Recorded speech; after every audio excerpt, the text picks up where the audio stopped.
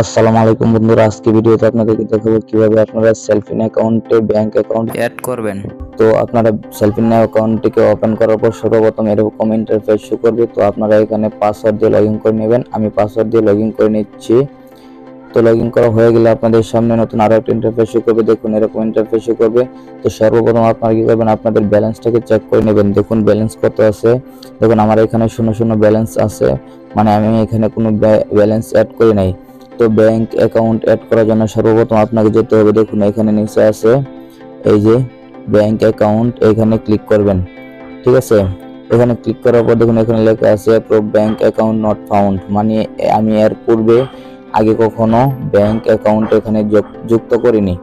ঠিক আছে, তো আমি প্রথম একটি ব্যাংক অ্যাকাউন্ট যুক্ত করব। তার জন্য দেখুন নিচে প্লাস আইকন আছে, প্লাস আইকন একটা ক্লিক করে দেব। তো তারপর আপনাদের সামনে এরকম ইন্টারফেস শো করবে। আপনারা এটাকে ফিল আপ করে নেবেন। আমি ফিল আপ করে নিচ্ছি।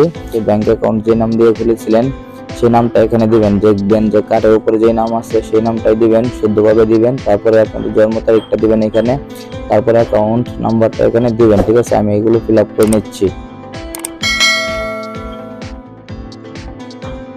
তো আমি এগুলো ফিল আপ করে নিলাম। দেখুন আমার নাম শাকিল মিয়া, দেখুন বড় হাতের অক্ষর সবগুলো আমি বড় হাতের অক্ষর দিয়ে দিয়েছি। তারপর জন্ম তারিখ, তারপর অ্যাকাউন্ট নাম্বারটা সঠিক দিয়ে দিয়েছি।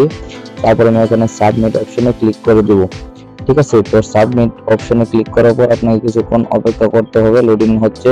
তারপর আপনাকে একটি ভেরিফিকেশন কোড দিতে বলবে। ঠিক আছে, এরকম একটা বেশি করে আপনারা এটাকে অ্যালাউ করে দিবেন। অ্যালাউ বাটনে ক্লিক করে দিলে হয়ে যাবে, অটোমেটিক ভেরিফিকেশন কোডটি এখানে বসে যাবে। তারপর আবার সাবমিট অপশনে ক্লিক করে দিবেন।